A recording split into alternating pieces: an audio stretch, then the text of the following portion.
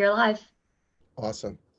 Hey, everybody, and thanks once again for tuning in to our Friday motivational podcast. I'm truly honored today to have a long time, but a friend with me, Mark, who was also a member of the Ultimate Black Belt Test. You guys have definitely, those of you guys that tune into this each Friday, you've definitely heard of me talk of the Ultimate Black Belt Test before. It was an absolutely life-changing experience that truly helped me to step out of my comfort zone and strive for goals that I really truly never before would have thought possible.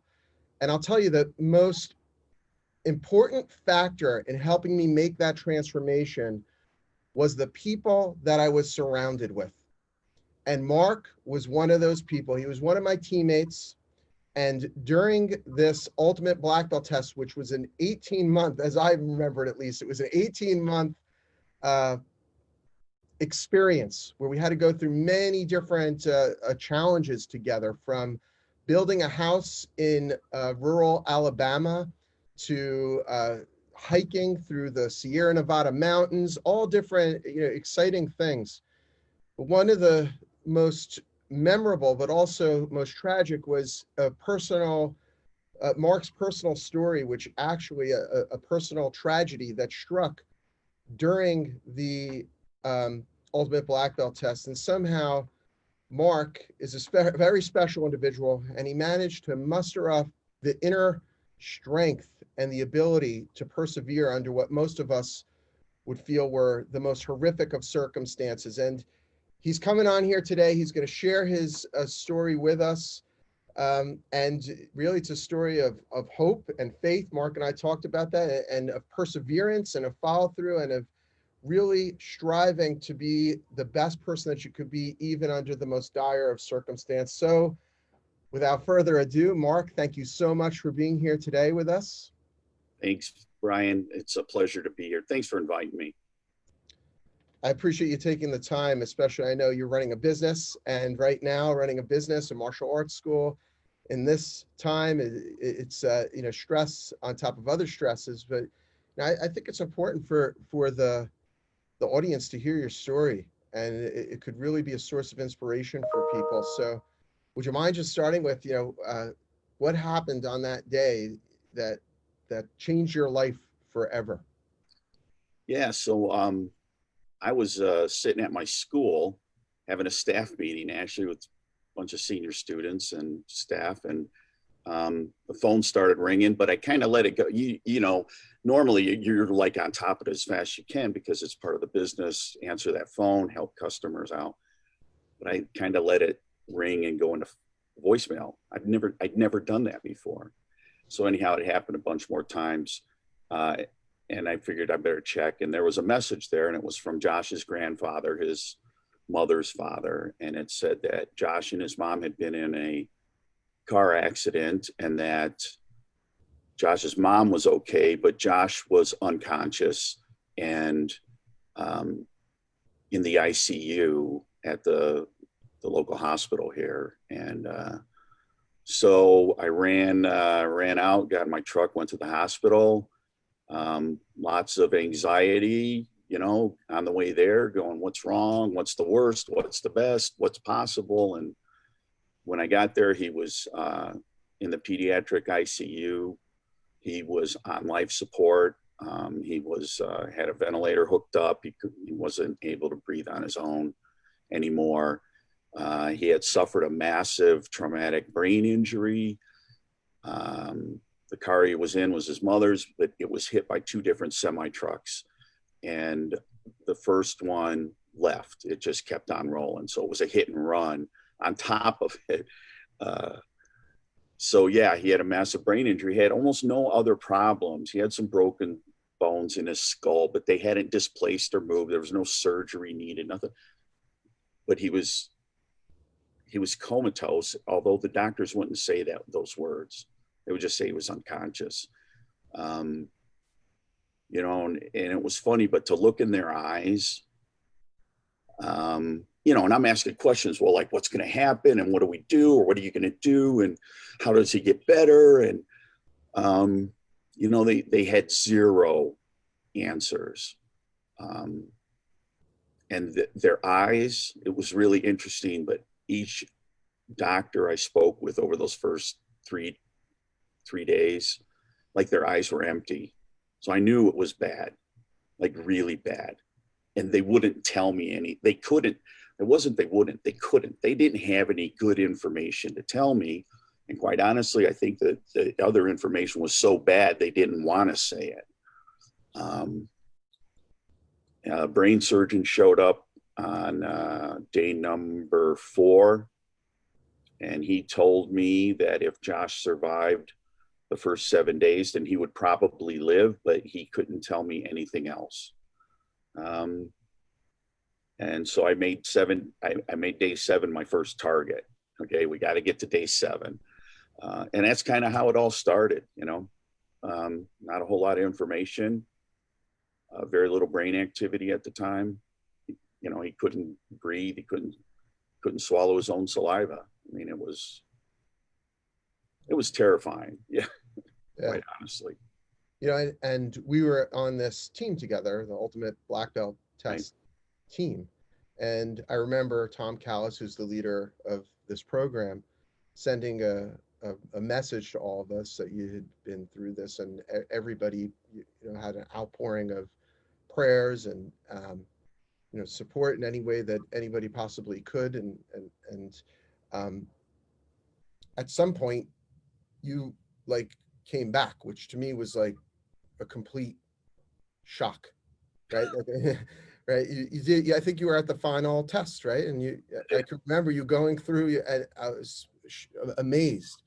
I was amazed by your physical abilities, and it's just far beyond what I ever was able to achieve. And your entire story, forget about the story with Josh, which is amazing, but your ability to keep it together. But as we started to speak before, I think I want to put words in your mouth, but I think you were trying to be the best parent that you could be by moving forward and showing that even under adversity, you're going to march on. It might sound corny, but I was doing it for my son. Like there was nobody else that could do it for him. And I'm not I don't see myself as special. I did it because there was no other choice. You know what I mean? Like I had to keep showing up. I had to keep trying. And there was all kinds of unknowns. Like, even though he survived the first 7 days and they put a feeding tube in his stomach, the second week he was there. And then we moved from one hospital to a rehabilitation hospital, which had full 24-hour emergency room and medical care. It was a hospital, just had a rehab floor. I had to keep going, but I can't say that every day, like I woke up fully energetic and like looking at it as it was an opportunity every day. You know what I mean? Like I don't want to kid you. Like I woke up positive 100% of the time, because I didn't. Plenty of times I did, and I willed myself to be that way, because I knew if I indulged the negative thoughts, which were there, but if I fed them, they would grow bigger. And if they grew big enough, they would consume me and my hope, and my faith, my ability to think of a positive outcome and then do the things daily that would move me in that direction. So that negative energy was there, but I wouldn't feed it. I was just terrified that it would grow big enough that it would consume me, and then I couldn't be there for my son. And since it was so unknown, the future, I couldn't risk indulging it. I had to keep finding a way. There was a time where I was so low, I literally didn't know what I was going to do next. I didn't know how I was going to keep the energy going. This was probably 2 months into it. I'd been at the hospital 24/7. You knew that. The team was kept apprised of what was going on. And you guys gave me more support than people I had known for years in the martial arts industry. That UBBT team that was so special. I mean, it was almost like God put me in this place to be around you guys, because part of the fuel I got was all the prayers, all the positive intentions, the well wishes, and that. But one day I was so tired. I was just physically, mentally, emotionally drained from being in the hospital and all the unknowns with my son. I was like, how am I going to get through this? How do I keep going? And I remember the quote I had once heard, and it goes like this. It says, always remember in the dark what you know to be true in the light. Always remember in the dark what you know to be true in the light.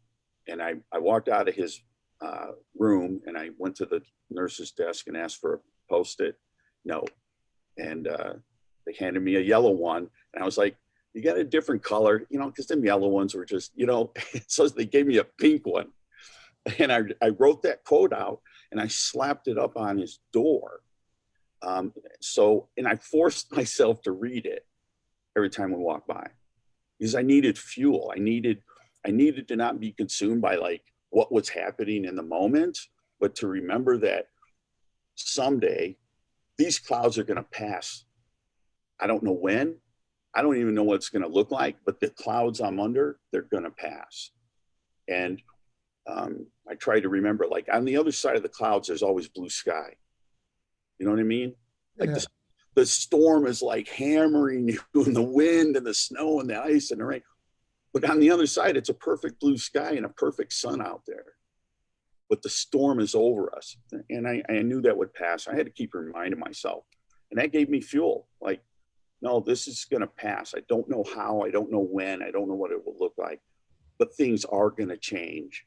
And I'm going to do everything I can to stack the deck in my favor. And I knew being there for my son would give him the best chance at recovery.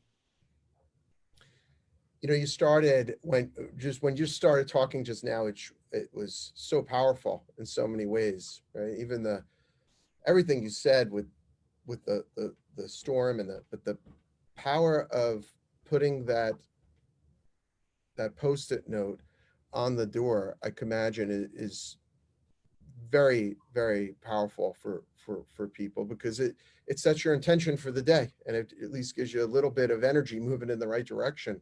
But you started by saying you're not a special person. I don't agree with, right? Because, you know, some people just have a leadership ability to bring out the best in themselves and in others. And I think we're all put here for a purpose. I think, you know, right now in this second, I think you are a special person. You agreed to come on here, and there's hopefully, you know, other people that are listening, and they're going to hear this and say, you know what, I'm in a dark place right now, but maybe I could use this technique, put the thing on the door, or you know, bond with your story, and you're helping other people through something absolutely that to them is an extremely hard time right now. When you say like that, your tank does, because this is you in the beginning, you were telling me that, you know, maybe this is going to go on for 2 years, 3 years, you could do that, but now 15 years, and you say your tank does go empty. Yeah. You know, this is one of the things I didn't do well. I didn't nurture myself at the same time. I'm just going to put that out there. Many of the things that I knew to do, I stopped doing. And I stopped doing them because I started to miss days here and there because there was something more important. There was a whole bunch of therapy appointments. I mean, he had 12. Once he was in hospital for 4 months, but once he left the hospital, he had 12 therapy appointments a week, every week. Wow. Month after month after month. So the physical, emotional, mental, the spiritual drain, if you're not like filling the tank back up, you're losing energy. It got the best of me because I wasn't doing the best things for me. You know, maybe I skipped eating a healthier meal for a quicker meal, or maybe I didn't meditate because I felt like I was rushed that day, or skipped a workout. I mean, when I was at the hospital, it was an eight-story hospital. I would do the steps up and down in the morning before Josh would wake up, just to keep my energy going. But I stopped doing some of those things. And when I stopped doing the good things for me over time, it's like withdrawals from the bank. If you don't keep putting money in the bank, eventually, if you keep withdrawing, the bank, the account's empty. Same with your the gas tank in your car. And I did that. And it was a terrible, terrible thing that I allowed to happen. I allowed it to happen.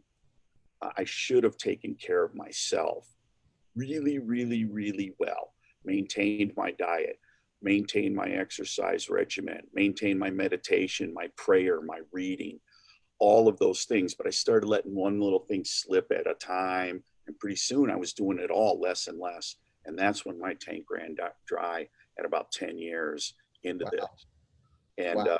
I started to wonder, like, I hate saying this out loud. There was a time where I was like, is this just the way it's going to be forever? I'm going to be constantly drained, and my son is going to be constantly sad.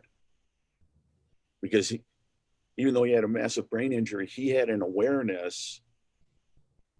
As he got older, he had a more complete awareness of what the accident was, what happened to him, and how he was different from everybody else now. And so he's struggling with his identity and his self-worth and his value in this world, because he just saw himself as broken.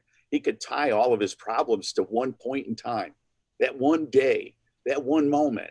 He could tie all his problems back to that. Now, he didn't realize he was going to have problems anyhow. We all have problems. We all get dumped by our girlfriend or our boyfriend, or you know what I mean? Or we don't get in the school we want. We don't make the team, whatever. And as we get older, they're more complicated problems with marriages and businesses and finances. But we were both at this like low point. And man, one day I had realized this, and I walked into, I had just put Josh into bed and did something else. I walked back in the bedroom. I says, you know what, Josh, Daddy hasn't been a very good daddy. And I think we need to work a little differently than we'd be working. And we got to behave, and we're going to act as if everything's going to get better. Like we're going to keep doing things that we believe have the chance of making everything better. So we're going to do more therapy. We're going to spend more time practicing reading. We're going to work on your memory, and we're going to do all these things, which we haven't been doing consistently. And he was like, okay. He didn't, you know what I mean? He wasn't going through the same thing I was. His thing was different. And he didn't see it as the way I saw. He didn't see me the way I saw me, that I was losing steam and losing energy. And there were some things then that I kicked back into place that helped me regain my energy, power, commitment, desire, and literally many things. I'm going to say everything. Yeah, everything started to change. And my attitude, everything started to change. And I'm not saying I had a negative attitude. It was, the energy was just going away. Eventually, two friends of mine asked me and Josh to come speak at their events. The first event was in Atlanta. It was a men's conference. And I got up there and told a story, did one of my talks, and I brought Josh out at the last minute. Nobody knew he was there. And so I bring him out on stage, and I said, now I'm going to bring out the strongest person I know. And my wife walks him out, and I hear all this clapping, and I'm worried about making sure he doesn't fall because his balance is compromised. We get to the center stage, and I look, and it's a standing ovation for him. And I'm like, dude, that's for you. That's for all the hard work. That's for never giving up. These people see you as special because of the accident.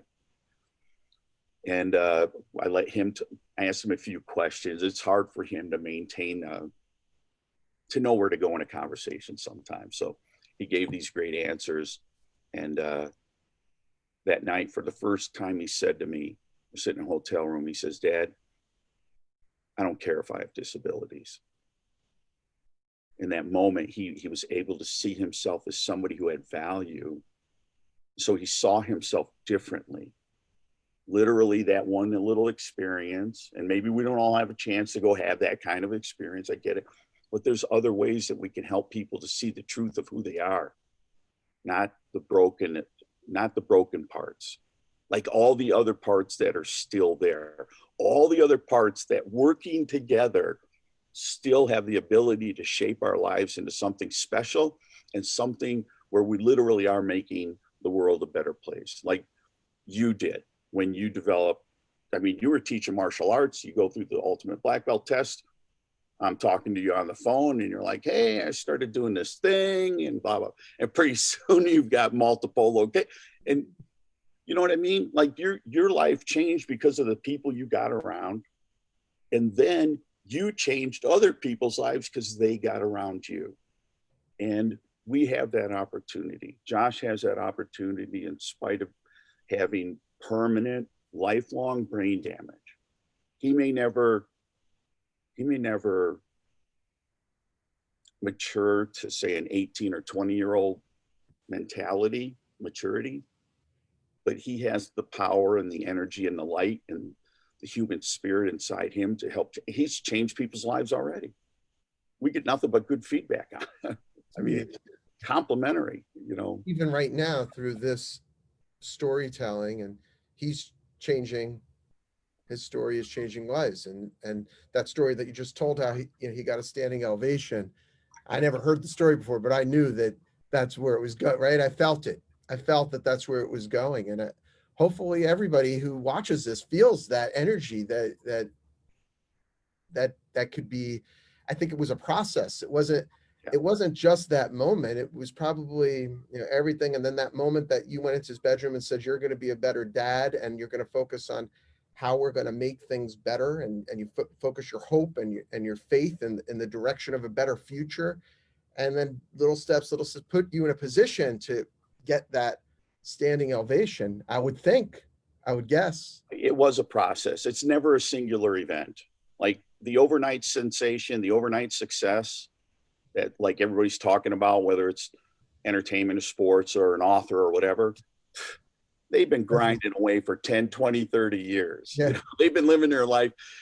Was that mother, Whistler's mother, or whoever it was, where she took up art when she was in her 60s and she became this like world famous painter. She spent 60 years doing something else that got her to the point that she picked up a paintbrush. It was a process. It's always a process. We got to remember that, because sometimes I think I'm going to go to the plate and I'm going to hit one out of the park. But the truth is I need to hit single. Like if I show up at the plate every day and I get a single, right? But let's suppose everything stays the same. The next day I show up, I hit another single, right? So the person on first moves to second and I go to first, right? So the next day, all I have to do is hit a single. Then everybody rotates one more base. Now the bases are loaded. From here on out, I'm just hitting a single every day, but I'm scoring every day. I'm batting in a run every day by never hitting a double, triple, home run. Damn. By hitting singles. Yeah. And that's like showing up to your work, like your clients that are participating in your program. They keep showing up.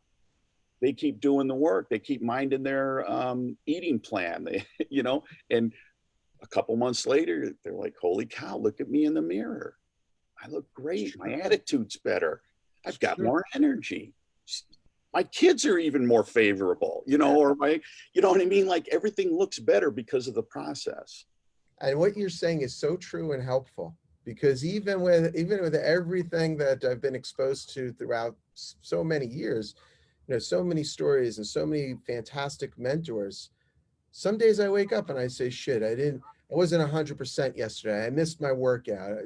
I'm only human, but our minds don't work that way. We're looking for the home run, but life, I think, goes like this. Exactly. Right? Up and down show and up every day and you hit those singles. Got to keep at it. You don't know where it's going to bring you, and we're not going to be here forever. I mean, I know, like, at best we could hope for 100 and something years, right? Right. 100 and something years, and most people live in the 70s, maybe early 80s. I think the average right now is in the between 70 and 80 or so. So, uh, what are we gonna how are we gonna leave the world a better place is what I'm constantly asking myself. How, what I mean, I think it's through my children mostly, maybe through my martial arts students who have impacted, maybe through the members in the SMAX challenge for sure, but I think it's a lot through our children. And is that part of your driving? You know, my son and I made him a promise before he was born. And the promise was, I'll never leave you and I will never lie to you. And I had no idea he was ever going to be in an accident. I had no idea that I'll never leave you part and the I'll never lie to you part would be like so in my face after he got hurt and went on, because there were plenty of opportunities where like I didn't want to tell him the truth of the situation or whatever. So having told him that I would never lie to him, there came a point, this was probably 5 years after he got hurt. I remember telling him that. And so part of me saying I'll never lie to you was I had told him I'll always come back to get you.